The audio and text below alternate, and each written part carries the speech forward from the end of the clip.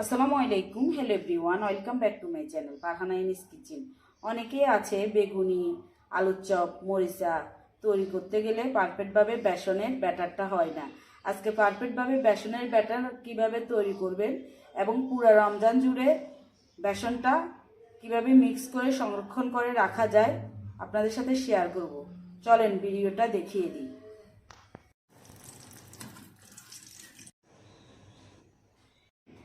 2 cup বেসন নিব একটা চালনির মধ্যে।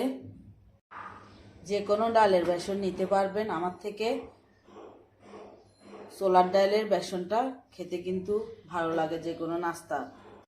চাউলের গুঁড়া দিয়ে দিচ্ছি 1/4 কাপ। চাউলের গুঁড়া না থাকলে কর্নফ্লাওয়ারও দিতে পারেন। মরিচের গুঁড়া 1 টিস্পুন, জিরার গুঁড়া 1 টিস্পুন, লবণ 1 টিস্পুন, বেকিং পাউডার দিচ্ছি 1 টিস্পুন। বেকিং পাউডার না থাকলে বেকিং সোডা দিতে পারেন, তবে বেকিং সোডাটা দিলে 1/2 টিস্পুন দিতে হবে। সব কিছু একসাথে চেলে নিব। চেলে নেওয়ার পর এখানে আরও 2 টেবিল স্পুন তেল দিতে হবে। তেলটা আমি এখন দিব না, কারণ এগুলো সংরক্ষণ করে রাখবো, যখন বানাবো তখন আমার তেলটা লাগবে। 2 কাপের জন্য 2 টেবিল স্পুন তেল লাগবে। যেহেতু তেলটা ভিজা, তেলটা এখন দেওয়া যাবে না, যখন তৈরি করব তখনই দিব। আস্তে আস্তে চেলে নিব। চেলে নেওয়ার পর যে দানা দানা আছে এগুলো ফেলে দিব। চালা হয়ে গিয়েছে, এখন একটা কাচের বয়মে সবগুলা নিয়ে নিব।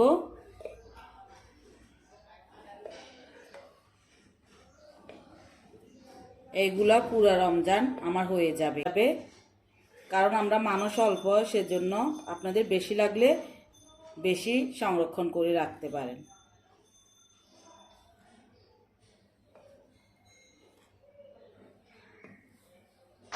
দেন গোলা তৈরি করে দেখাবো। এখানে 2 টেবিল স্পুন বেসন নিয়ে নিচ্ছি মিক্স করা।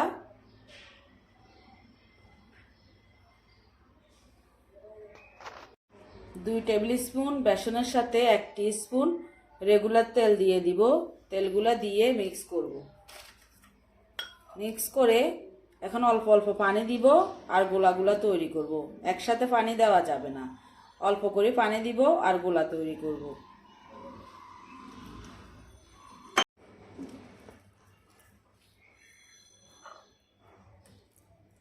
একটু একটু করে পানি দিব। পানি দিয়ে ভালোভাবে পেস্ট করে নিব।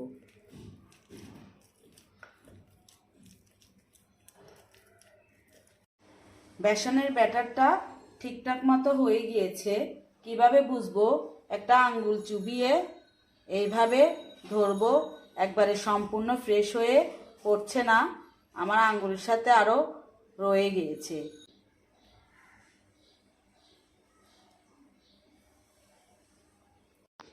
আশা করি আমার এই ছোট ভিডিওটা আপনাদের ভালো লাগবে এবং উপকারে আসবে। ভালো লাগলে একটা লাইক দিতে ভুলবেন না। আপনি যদি আমার ইউটিউব চ্যানেল থেকে ভিডিওটা দেখে থাকেন, চাইলে চ্যানেলটা সাবস্ক্রাইব করে রাখতে পারেন, আর ফেসবুক পেজ থেকে ভিডিওটা দেখে থাকলে পেজটা ফলো দিয়ে রাখতে পারেন। ভালো থাকবেন, সুস্থ থাকবেন। আল্লাহ হাফেজ।